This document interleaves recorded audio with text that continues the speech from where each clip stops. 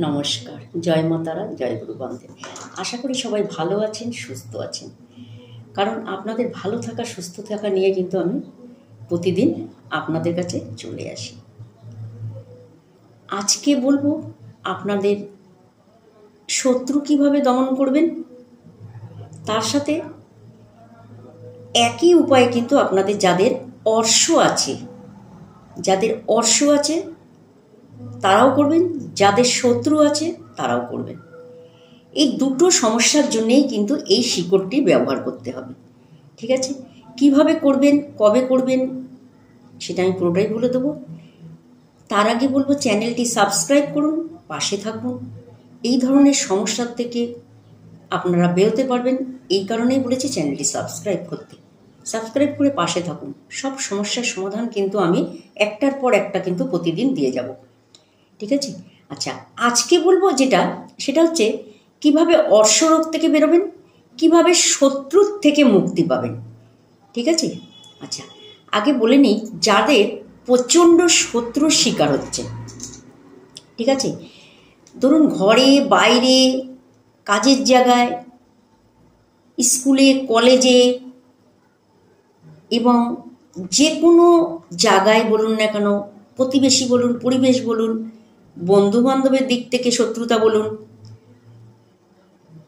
পারিবারিক দিকে শত্রুতা বলুন, আত্মীয় স্বজনের শত্রুতা বলুন, তৃতীয় ব্যক্তির শত্রুতা বলুন, বা আপনি প্রচুর ঋণ হয়ে গেছে সেখান থেকেও আপনার সঙ্গে শত্রুতা করছে, তাহলে কি করবেন, একটি শিকড় ধারণ করবেন। শিকড়টি হচ্ছে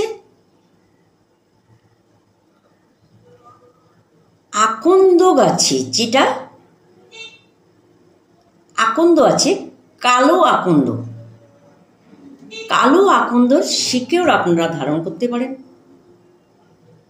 তার সাথে সাদা আকন্দর শিকড়ও ধারণ করতে পারেন। দুটো শিকড় পেলে খুব ভালো হয়।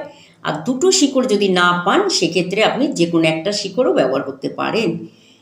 আচ্ছা, যাদের মোটামুটি বহুদিন ধরে অর্শ রোগে ভুগছেন, বা শরীরটা যদি আপনাদের কষে যায় বা শরীর গরম হলে সেক্ষেত্রে অর্শ রোগের সমস্যাটা বেশি দেখা দিচ্ছে যদি মনে করেন, বা এরকম ধরনের যদি কোনো ধরনের সমস্যা দেখা দিচ্ছে, অর্শর মতো কোনো রকম সমস্যা দেখা দিচ্ছে, তাহলে কিন্তু আপনারা এই উপায়টি করবেন। ঠিক আছে, যদি মনে করেন শত্রু খুব পেছনে লাগছে, শত্রুর জন্য নাজেহাল হচ্ছেন, তাহলেও করবেন।